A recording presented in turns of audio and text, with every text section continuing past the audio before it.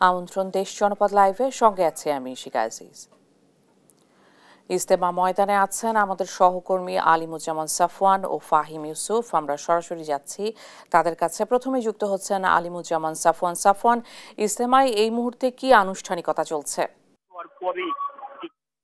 যে বয়ান সেটি শেষ হওয়ার পরই কিন্তু এই যে আখিরে যে মোনাজাত আনুষ্ঠানিকতা সেটি হওয়ার কথা রয়েছে এবং শিক্ষক ছাড়াও অনেক মুসল্লি বিভিন্নভাবে কিন্তু এই মাঠে অবস্থান করছেন, তারা আমাদের উদ্দেশ্যে এসেছেন।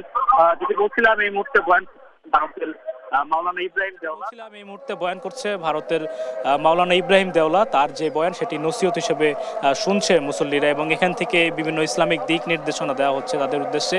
তারা ইসলাম এই যে ইজতেমা এখানে এসে তারা কি শিখলেন এবং সেটি যেখান থেকে যে বার্তাগুলো তারা নিয়ে যাবেন সেটা কীভাবে তারা মুসলমানদের কাছে পৌঁছে দিবেন সেগুলো কিন্তু তাদেরকে এখান থেকে বলা হচ্ছে এবং তারা কিন্তু তাদের খিত্তায় অবস্থান করে সেগুলো শুনছেন। তো এর আগে আমরা যেটি দেখতে পেয়েছি যে তাদের যে দৈনন্দিন কাজগুলো ছিল মুসল্লিদের সেগুলো তারা সেরে ফেলেছেন এবং এখন তারা পুরোপুরি কিন্তু যে আখিরি মোনাজাত সেটির জন্য প্রস্তুতি নিচ্ছেন।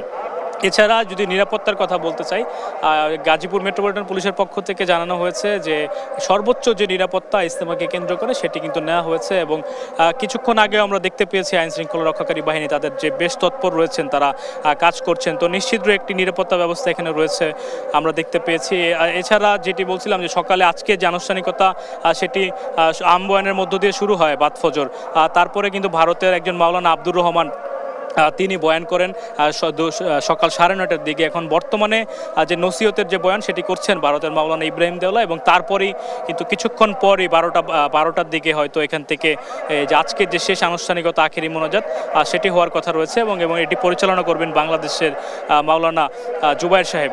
তো এছাড়া সার্বিক যে পরিস্থিতি দেখতে পাচ্ছি যে মুসলমানরা যারা এখানে রয়েছেন তারা কিন্তু একদম যে শেষ মুহূর্তে যে প্রস্তুতি বলা চলে আখিরি মোনাজাতকে কেন্দ্র করে সেটি কিন্তু তারা নিচ্ছেন। তো আপনারা কিন্তু দেখতে পাচ্ছেন যে এখনও পর্যন্ত কিন্তু মানুষজন এই যে রাস্তাগুলো দিয়ে আসছেন কিন্তু, এবং আমরা বাহিরের যে চিত্র দেখতে পেয়েছি বাহিরেও কিন্তু প্রচুর লোক সমাগম হয়েছেন, তারা কিন্তু এখনও কিন্তু ইজতেমার ময়দানে প্রবেশ করছেন। তো সার্বিক যে চিত্র সেটি কিন্তু বলা চলে যে কিছুক্ষণের মধ্যেই মুসল্লিরা যে আখিরি মোনাজাত রয়েছে সেটির জন্য প্রস্তুতি নিচ্ছেন বলা চলে। তো এই মুহূর্তে ইজতেমার মাঠে আরেক প্রান্তে রয়েছেন আমাদের সহকর্মী ফাহিম ইউসুফ। সরাসরি যেতে চাই ফাহিমের কাছে। ফাহিম, আপনি তো ইজতেমার যে প্রবেশপথ রয়েছে সেখানে রয়েছেন, তো সেখানকার কি অবস্থা আমাদেরকে জানাবেন। ইজতেমার যে প্রধান ফটক আছে, আমি প্রধান ফটকের ঠিক সামনে অবস্থান করছি। প্রধান ফটকের এখানে যদি আমি একটু চিত্রটা দেখাতে চাই, এখানে দেখতে পাচ্ছেন যে মুসল্লিরা ভিতরে জায়গা না পেয়ে বাহিরে রাস্তার যে আইল্যান্ড আছে আইল্যান্ডেও এসে দাঁড়িয়েছেন এবং বিভিন্ন জন এখানে বসে তারা কিন্তু এই আখেরি মোনাজাতের প্রস্তুতি নিচ্ছেন এবং এখান থেকেই খুব সম্ভবত তারা মোনাজাত ধরবেন। এবং আমরা পুলিশ কন্ট্রোল রুমের সাথে কথা বলে যেটা জানতে পেরেছি যে যানজট মোকাবেলায় তারা কিন্তু খুব শক্ত অবস্থানে রয়েছেন। ইজতেমার যে প্রধান গেটের আশেপাশে টঙ্গী প্রধান যে সড়ক স্টেশন সড়কের আশেপাশের সম্পূর্ণ রাস্তাটাতেই তারা অবস্থান নিয়েছেন এবং যানজট যাতে কোনোভাবে না হয় সেদিকে তারা খেয়াল রাখবেন বলে জানিয়েছেন। কিন্তু অতিরিক্ত মানুষের চাপে যানজট কিন্তু ঠেকাতে তারা পুরোপুরি সফল হচ্ছেন না। এখানে দেখতে পাচ্ছেন যে প্রচুর পরিমাণে গাড়ি এবং অতিরিক্ত মানুষের চাপে কিন্তু বিভিন্ন গাড়ি যেগুলো ঢাকার বাহির থেকে এসেছে, তো এসব গাড়ির কারণে গাড়ির চাপে কিন্তু এখানে একটু হলেও যানজট সৃষ্টি হচ্ছে।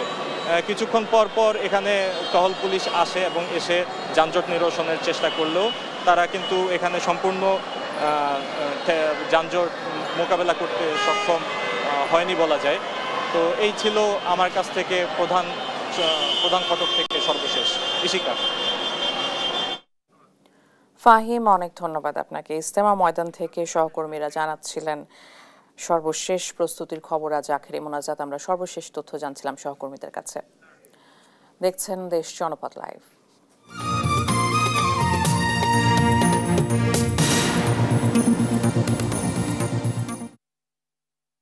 উত্তরবঙ্গে অনির্দিষ্টকালের জন্য পেট্রোল পাম্প বন্ধ ঘোষণা করেছে পাম্প মালিক শ্রমিকরা। আরও জানাতে রাজশাহী ও সিরাজগঞ্জ থেকে সরাসরি যুক্ত হচ্ছেন সহকর্মী কাজী শাহেদ ও শুভকুমার ঘোষ। প্রথমেই যাচ্ছি রাজশাহীতে। শাহেদ, কেন এই কর্মসূচি আর এতে কি কি ভোগান্তি পোহাতে হচ্ছে যান চালকদের? শুভ সকাল ইশিকা। উত্তরবঙ্গের যে আজকে যে পেট্রোল পাম্প ওনার্স অ্যাসোসিয়েশনের ডাকা ধর্মঘট চলছে, এর ফলে জ্বালানি তেল বিক্রির যেটা এবং উত্তোলন এবং বিতরণ সবগুলি বন্ধ আছে। আমরা যদি একটু পেট্রোল পাম্পের যে চেহারা দেখাই, যে তারা আজকে যে ধর্মঘটে গেছেন সেটি এখানে স্পষ্টতই তারা নোটিশ টানিয়ে জানিয়ে দিয়েছেন যে তাদের যে দাবি সেটি গতকাল নওগাঁর যে সড়ক পরিবহন এবং জনপদ বিভাগ উচ্ছেদ অভিযান চালিয়েছে তার প্রতিবাদেই তারা আজকের এই ধর্মঘটটির আহ্বান করেছেন এবং তারা এখানে বলছেন যে আজকে সকাল 8টা থেকে রাজশাহী এবং রংপুর বিভাগের পেট্রোল পাম্প মালিক অনির্দিষ্টকালের জন্য তেল উত্তোলন, বিপণন এবং পরিবহনে ধর্মঘট আহ্বান করেছেন। এখানে পেট্রোল পাম্প আমরা আছি যে গুলগফুর পেট্রোল পাম্পটিতে। এখানে যারা দায়িত্ব পালন করছিলেন তারা কিছুক্ষণ আগেও পর্যন্ত এখানে ছিলেন, যেহেতু এখানে যারা তেল নিতে প্রতিদিনই আসেন এবং সরকারি বিভিন্ন দপ্তরের গাড়িগুলোও কিন্তু এই পেট্রোল পাম্প থেকে তেল নেয়। তো যেহেতু ভিড় বাড়ছিল, ফলে তারা পেট্রোল পাম্পের যারা দায়িত্ব পালন করছিলেন তারা এখান থেকে চলে গেছেন। তাদের সঙ্গে আমরা কথা বলে যেটি জেনেছি যে সড়ক ও জনপদ বিভাগ নওগাঁয় যে উচ্ছেদ অভিযানটি চালিয়েছেন তার জন্য তারা কোনো আগাম চিঠি, নোটিশ বা মৌখিকভাবেও বলেননি। হঠাৎ করে গতকাল তারা এই অভিযানটি চালান একটি পেট্রোল পাম্পের স্থাপনার উপরে। এর ফলেই তারা প্রতিবাদ করেই কিন্তু আজকের এই ধর্মঘটটি আহ্বান করেছেন। এর ফলে যেটি হচ্ছে যে একটি স্থিতিশীল অবস্থা ছিল জ্বালানি খাতে, সেটি এখন অস্থিতিশীল অবস্থার মধ্যে চলে গেছে। রাজশাহী মহানগরীর যতগুলো পেট্রোল পাম্প আছে সবগুলোতেই কিন্তু এই ধর্মঘট আহ্বান করা হয়েছে এবং আমরা রাজশাহীর যে বিভাগের অন্য জেলাগুলিতেও খোঁজ দিয়ে জেনেছি যে সেখানেও একই অবস্থা। সেখান থেকে কোনো পেট্রোল পাম্প থেকে জ্বালানি তেল দেওয়া হচ্ছে না এবং বাইরে এরকম ব্যারিকেড দিয়ে বলে দেওয়া হয়েছে, নোটিশ টানিয়ে দেওয়া হয়েছে যে তাদের যে ধর্মঘট সেটি চলছে এবং এই ধর্মঘট যতক্ষণ পর্যন্ত সরকারের সঙ্গে একটা আলোচনা করে সমঝোতায় না আসছেন তারা তেল বিতরণ, উত্তোলন এবং বিপণন কোনোটি তারা করতে চান না। আমরা এখানে যদি একটু দেখাই যে অনেকে কিন্তু ভিড় করছেন, মোটরসাইকেল গাড়ি নিয়ে এসছেন তারা তেল নেয়ার জন্য। যারা জানেন না তারা এসে ভোগান্তির মধ্যে পড়েছেন। এছাড়া এখান থেকে যে বাসগুলো প্রতিদিন ছেড়ে যায়, গতকাল যারা তেল নিয়েছেন তারা পরিবহন বাস চালাতে পারছেন এবং এটি যেটি হবে যে দুপুরের পরে ফিরতি পথে কিন্তু অনেকেই ভোগান্তিতে পড়বেন, কারণ জ্বালানি তেলের যে রিজার্ভ সেটি অনেকের গাড়িতেই থাকে না। ফলে বিকেলের পরে কিন্তু এই ধর্মঘটের প্রভাব যেটি সেটি মূলত পড়তে শুরু করবে। তবে এখন যেটি আমরা লক্ষ্য করেছি যে অফিসগামী যে গাড়িগুলি বা অফিসে আসার পরে যে গাড়িগুলি প্রতিদিন জ্বালানি তেল নিয়ে তাদের দৈনন্দিন দায়িত্ব পালন করেন তারা কিছুটা বেকায়দায় পড়েছেন এবং পেট্রোল পাম্পগুলিতে এসে তারা ঘুরে যাচ্ছেন। বলা যায় তেলের একটা যে পরিস্থিতি, তারা অনেকেই গতকাল যে এই ধর্মঘটে আহ্বান করা হবে অনেকেই সেটি জানতেন না। আজকে পেট্রোল পাম্পে আসার পরে তারা এটি জানতে পেরেছেন। ফলে এই সাধারণ মানুষদের যে ভোগান্তি সেটিও কিন্তু একেবারে চরমে উঠেছে বলা যায়। তবে এখন পর্যন্ত যেটি আমরা লক্ষ্য করছি যে পরিবহন সেক্টরের যে প্রভাব সেটি হয়তো দুপুরের পরে পড়তে পারে, আর যেটি সাধারণ মানুষের দৈনন্দিন যে ভোগান্তি সেটি কিন্তু ইতিমধ্যেই শুরু হয়েছে। তো এই ছিল রাজশাহী থেকে আমার কাছে সর্বশেষ তেল মালিকদের যে ধর্মঘট সেটির আরো খবর জানতে আমরা চলে যাচ্ছি সিরাজগঞ্জে আমাদের সহকর্মী শুভর কাছে। সাহেব যেটা বলছিলেন, এই একই কর্মসূচি কিন্তু সিরাজগঞ্জেও চলছে এবং আপনি জানেন সিরাজগঞ্জের বাঘাবাড়িতে কিন্তু যে তেল ডিপুটা রয়েছে সেইখান থেকে কিন্তু জ্বালানি তেল বিপণন, উৎপন্ন সবকিছু কিন্তু বন্ধ রয়েছে এবং একই সঙ্গে সিরাজগঞ্জের প্রত্যেকটি পেট্রোল পাম্পেও কিন্তু বন্ধ রয়েছে। আমরা যে পাম্পটাতে দাঁড়িয়ে আছি সিরাজগঞ্জের, আপনি দেখতে পাবেন যে এই পাম্পটিতেও যেমন বাস দিয়ে কিন্তু আটকিয়ে দেওয়া হয়েছে, অনেকেই আসছেন তেল নিতে, সেই তেলগুলো নিতে পারছেন। একই সঙ্গে আমরা যখন লাস্ট কথা বলার চেষ্টা করেছিলাম এই কর্তৃপক্ষের সঙ্গে, তারা কিন্তু বলেছেন যে এই বিষয়ে তারা কোনো মন্তব্য করতে চান না এবং আগামীকাল যদি এই পাম্পটা না করে সব পাম্পগুলো সেক্ষেত্রে কিন্তু আজকে যে বাসগুলো তেলের জন্য আসবে তারা যাত্রা শেষ করে এই বাসগুলো কিন্তু আজকে তেল পাবে না। আর যদি আজকে তেল না পায় তাহলে এই যে বাসগুলো আছে সেগুলো কিন্তু অভ্যন্তরীণ এবং যাত্রীদের সব বাসগুলো বন্ধ হয়ে যাওয়ার একটা সম্ভাবনা রয়েছে। এরপরে আমরা কথা বলার চেষ্টা করেছিলাম পাম্প মালিক সমিতির সভাপতির সঙ্গে, তিনি কিন্তু জানিয়েছেন যে আজকে তাদের বাংলাদেশ পেট্রোলিয়াম কর্পোরেশন এবং রোড অ্যান্ড হাইওয়ের সঙ্গে তাদের ঢাকাতে একটা বৈঠক হয়েছে। তারা কিন্তু ঢাকাতে বৈঠক করে সেইখান থেকে একটা সমাধান আসতে পারে, যেটা তারা আশা করছেন এবং যতক্ষণ পর্যন্ত এই সমাধানটা না আসবে জানিয়েছে রাষ্ট্রীয় স্ট্যাম্প কমিটির সভাপতি আছেন, উনি কিন্তু বলেছেন যে যতক্ষণ পর্যন্ত আমরা এটা একটা স্থায়ী সমাধানে না আসতে পারছি, সেই সমাধান না আসা পর্যন্ত কিন্তু কোনো পাম্প করার কোনো সম্ভাবনা নেই। সেই ক্ষেত্রে পর্যন্ত তারা কিন্তু একটু নাগরিকদের আহ্বান জানিয়েছে। কৃষিকা এই ছিল সিরাজগঞ্জ থেকে আমাদের সর্বশেষ। চট্টগ্রাম মেডিকেল কলেজ হাসপাতালে বেড়েছে দালালের দৌরাত্ম্য। বিস্তারিত জানাতে সরাসরি যুক্ত হচ্ছেন সহকর্মী AKM নাজিম।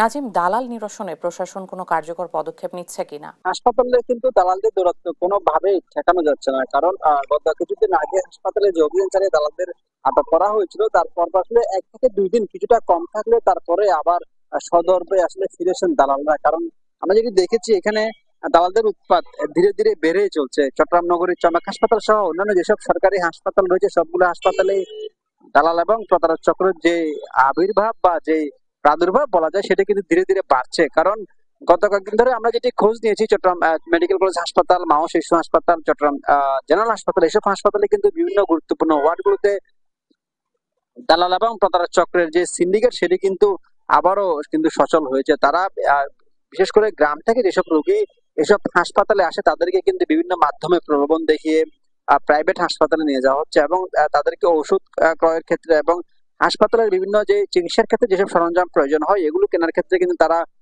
বড় ধরনের প্রতারণা করে থাকেন। এতে করে আসলে অনেক সময় সর্বোচ্চ হারান সাধারণ মানুষ। আমরা সকাল থেকে হাসপাতালের বিভিন্ন ওয়ার্ডে যেটা ঘুরে দেখেছি, হাসপাতালের 16 নম্বর ওয়ার্ড, 14 নম্বর ওয়ার্ড, শিশু ওয়ার্ড, গাইনি ওয়ার্ড, এইসব ওয়ার্ডে কিন্তু দালালদের যে দৌরাত্ম্য সেটি ধীরে ধীরে বাড়ছে। তাদেরকে কোনোভাবে আসলে চেনার বা চিহ্নিত করার উপায় থাকে না, কারণ তারা হাসপাতালের আশেপাশে যেসব ব্যক্তি মালিকানাধীন ডায়াগনস্টিক সেন্টার বা হাসপাতাল বা ক্লিনিক রয়েছে এসবের কিন্তু বিভিন্ন প্রতিনিধি হয়ে তারা কাজ করে। তারা দৈনিক ভিত্তিতে এবং মাসিক ভিত্তিতে যে চুক্তি হয়, তারা এখান থেকে প্রতিটি রোগী ভাগিয়ে নিতে পারলে কিন্তু বিভিন্ন কমিশন পায়। বিশেষ করে হাসপাতাল কেন্দ্রিক যেসব বিভিন্ন ধরনের রোগীদেরকে পরীক্ষা নিরীক্ষা দেওয়া হয় সেগুলোর ক্ষেত্রে সবচেয়ে বেশি দালালদের তৎপর আমরা দেখেছি। কারণ তারা প্রাইভেট হাসপাতালে যেসব ল্যাব রয়েছে সেখানে নিয়ে যাওয়ার জন্য মূলত এখানকার যারা রোগীরা বিভিন্ন গ্রাম থেকে আসেন, বিশেষ করে এই চমেক হাসপাতালে কিন্তু কক্সবাজার, কুমিল্লা, টেকনাফ সহ চাঁদপুর, নোয়াখালী, ফেনী জেলা থেকে কিন্তু রোগীরা এসে থাকেন।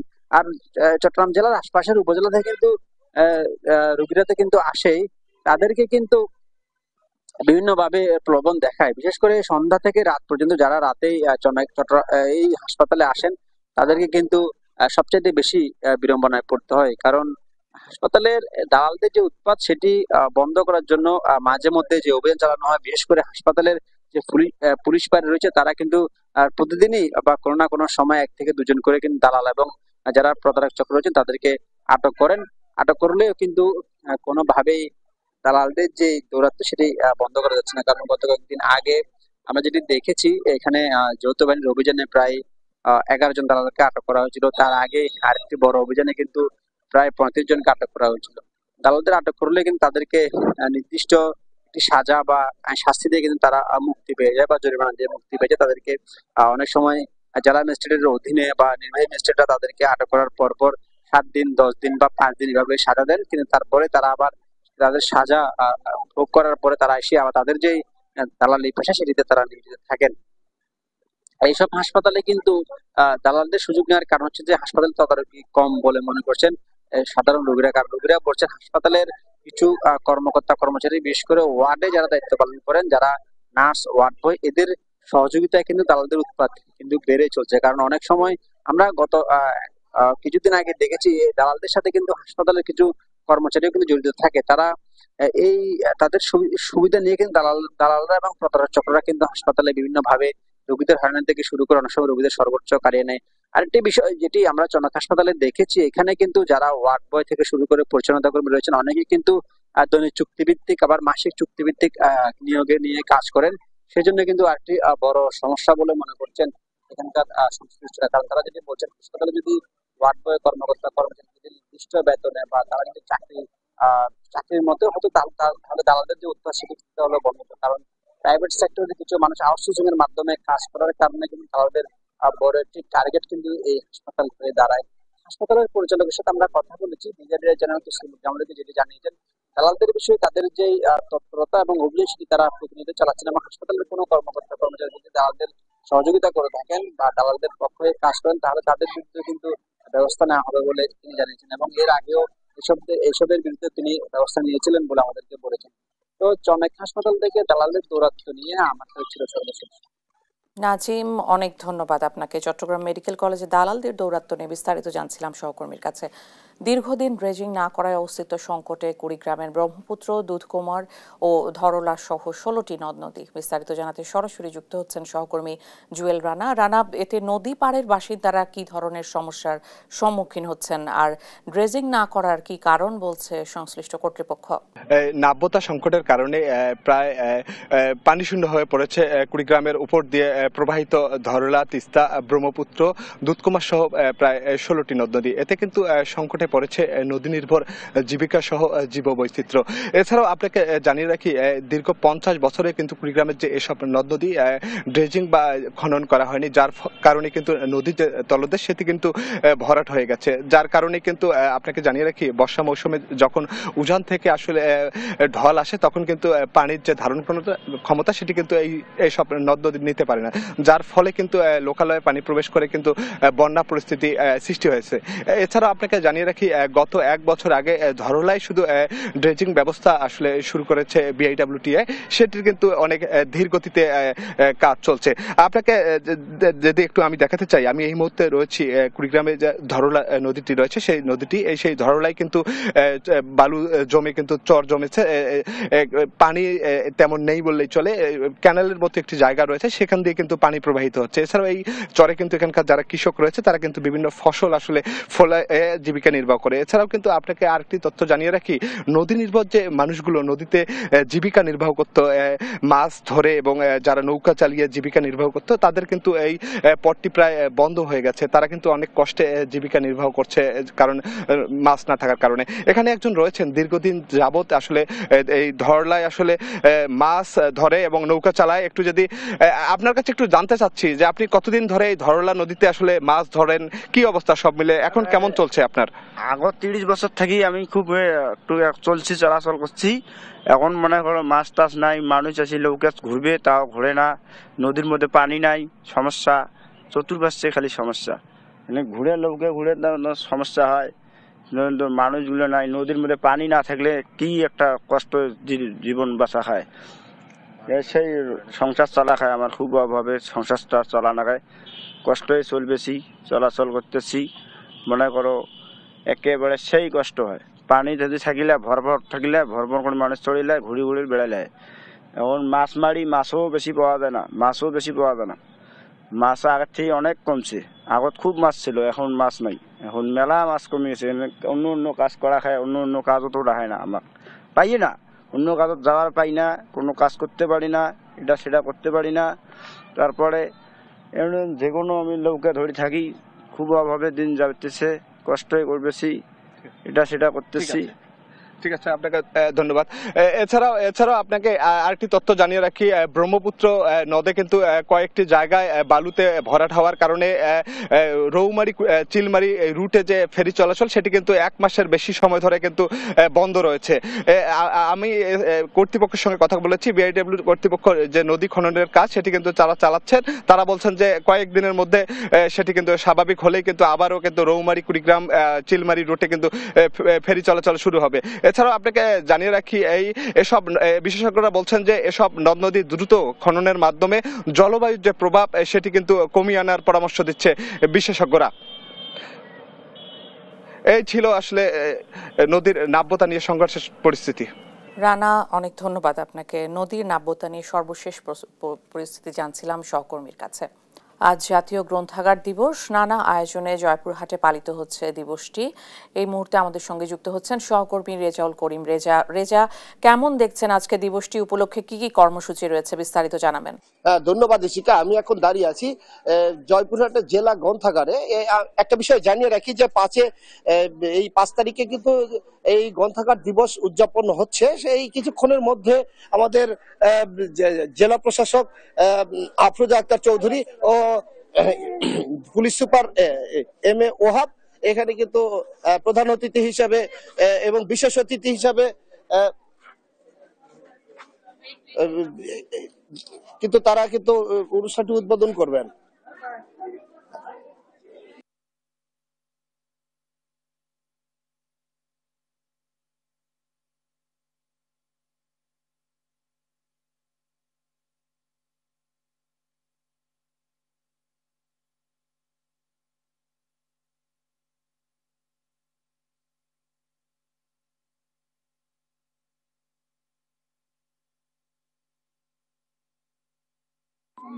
হ্যাঁ হ্যাঁ, তো এখানে এখানে যে আমাদের যে এই যে জেলা সরকারি গ্রন্থাগার জয়পুরহাটের যে এখানে লাইব্রেরিয়ান এবং সহকারী পরিচালকের দায়িত্বে আছেন, উনি একটু জানাবেন যে আপনাদের কি কি কর্মসূচি আপনারা নিয়েছেন।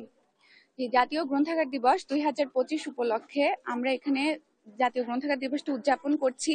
এজন্য আমাদের প্রথমে উদ্বোধন অনুষ্ঠানের মাধ্যমে এই অনুষ্ঠানটি শুরু হবে।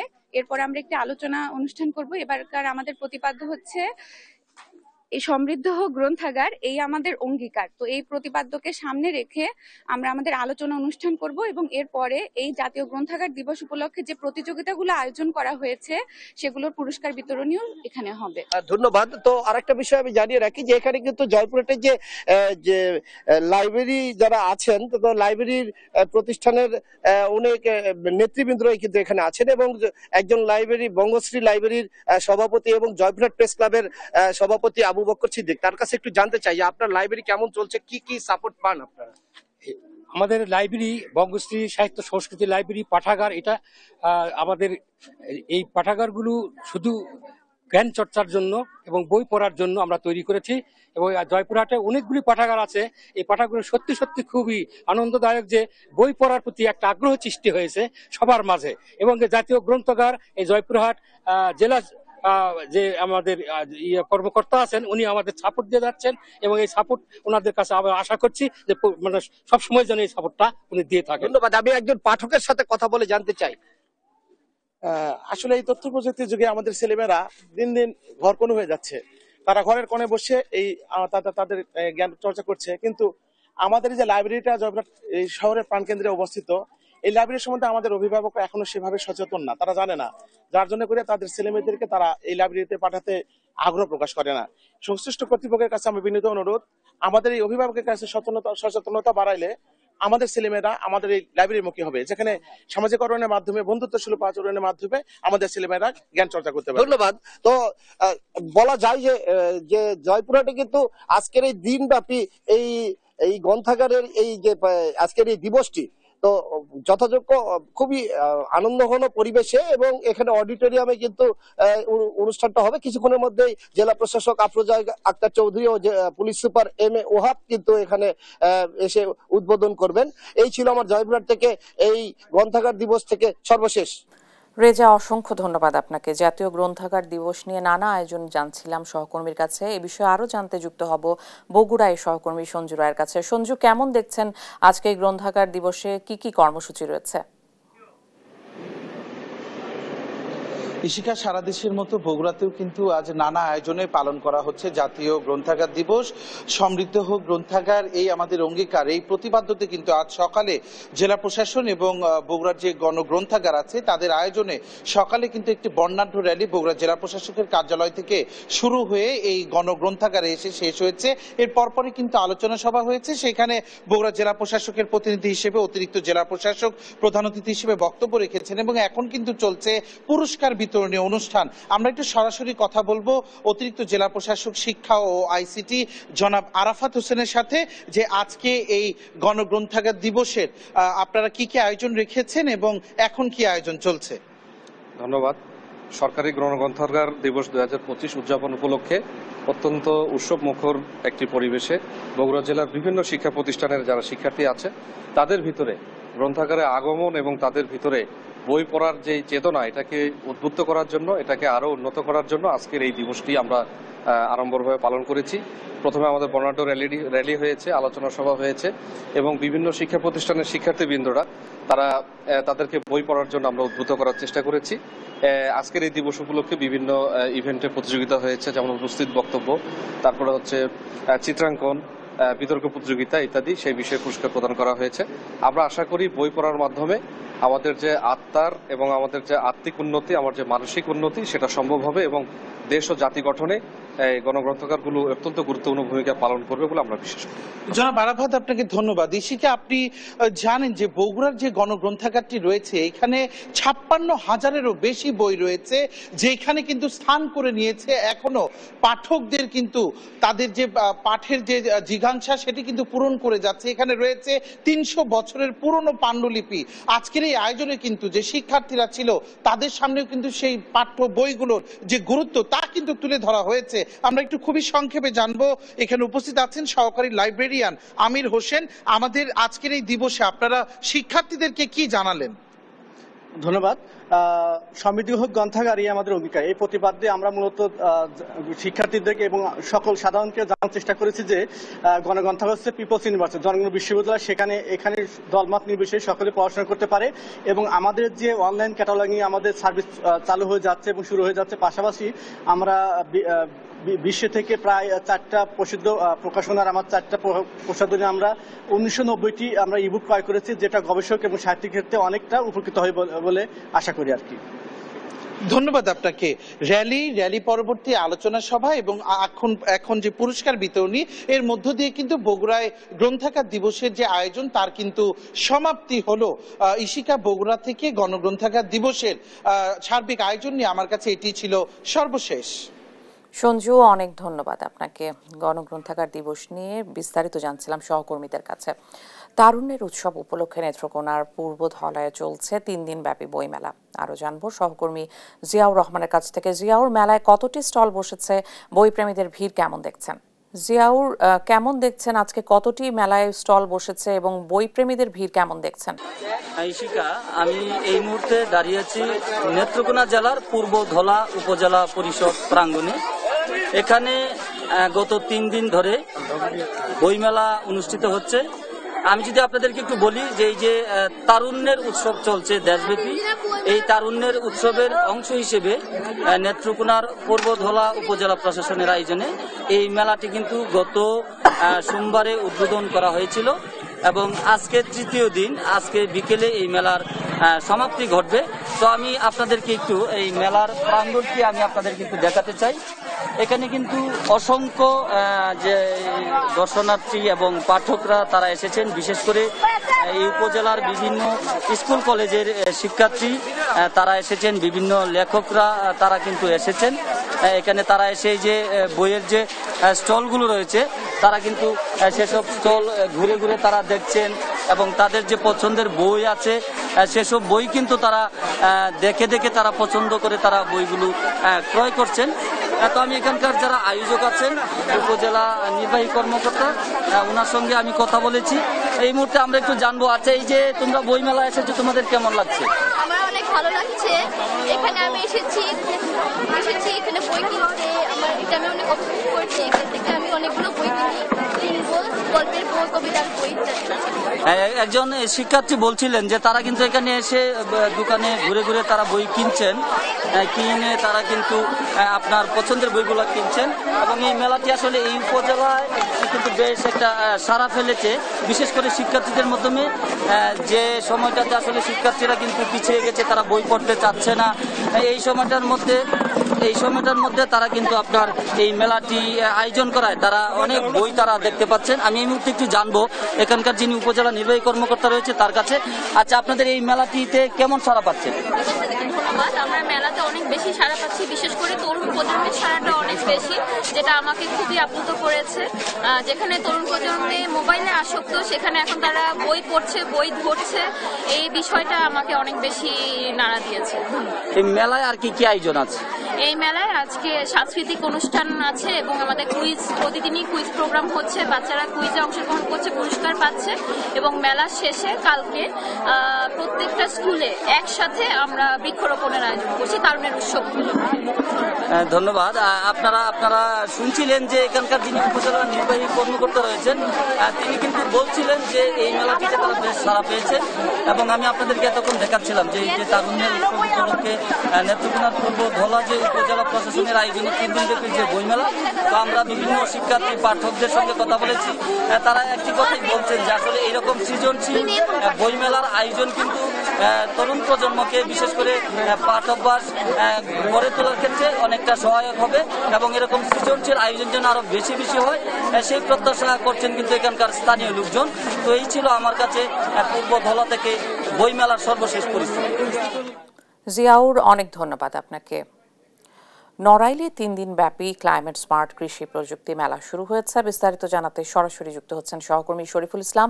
শরীফুল, সমসাময়িক উপযোগী এ মেলার আয়োজন করেছে কারা এবং কৃষকরা সফল চাষাবাদের জন্য কি কি পদ্ধতি শিখতে পারবে? জি, ধন্যবাদ ইশিকা। যেমনটি বলছিলেন, নড়াইলে যে ক্লাইমেট স্মার্ট কৃষি প্রযুক্তির আওতায় 3 দিন ব্যাপী যে কৃষি মেলা নড়াইলে শুরু হয়েছে। গতকাল দুপুরে এই মেলার উদ্বোধন করেন জেলা প্রশাসক শারমিন আক্তার জাহান। তো এইখানে আসলে কৃষিতে যে আধুনিক প্রযুক্তি ব্যবহার করে অল্প জমিতে যে অধিক ফসল উৎপাদনের জন্য মূলত যে কৃষকদের মাধ্যমে যে ধারণা গুলোতে কিন্তু তুলে ধরার চেষ্টা করা হয়েছে। তো এই বিষয়গুলো নিয়ে আমরা আসলে কৃষি অফিসার বা অন্যান্য সংশ্লিষ্ট কথা বলার চেষ্টা করি। তারা বলছেন যে কৃষকরা যাতে অল্প জমিতে যাতে অধিক পরিমাণে ফসল উৎপাদন করতে পারে, সেই জিনিসগুলো আমরা কৃষকদের মাঝে যে তাদেরকে জানানোর চেষ্টা করছি এবং তারা এই স্টলগুলোতে ঘুরে ঘুরে দেখছেন যে কি আয়োজন রয়েছে এইখানে এবং আমরা দেখানোর চেষ্টা করছি যে আসলে এই স্টলগুলোতে কি প্রদর্শন করা হচ্ছে যে কৃষকদের জন্য। সেই বিষয়গুলো নিয়ে আমরা এই কিছুক্ষণ পরে এই বিষয় নিয়ে আমরা একটু কথা বলার চেষ্টা করব। আমরা এখানকার যারা আয়োজক রয়েছেন তাদের কাছ থেকে আমরা জানার চেষ্টা করব যে আসলে কি কি আয়োজন রয়েছে, যে এই কৃষকদের যে জ্ঞান দেওয়া হচ্ছে এই থেকে মেলা থেকে সেই বিষয়গুলো আমরা জানার চেষ্টা করবো। আমরা কৃষি অফিসার রয়েছেন, আমরা জানার চেষ্টা করছি যে আসলে কি কি কেন এবং কি জন্য আজকের এই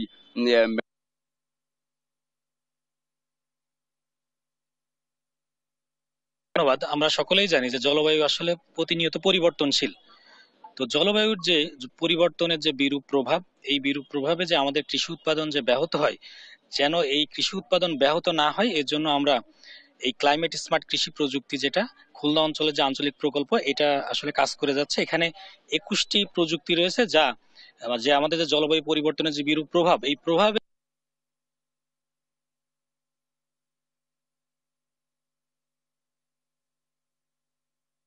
স্মার্ট কৃষি প্রযুক্তি মেলা। এখানে আপনারা দেখতে পাচ্ছেন যে 10টি স্টল রয়েছে, ভিন্ন ভিন্ন প্রযুক্তি এখানে সন্নিবেশ করা হয়েছে।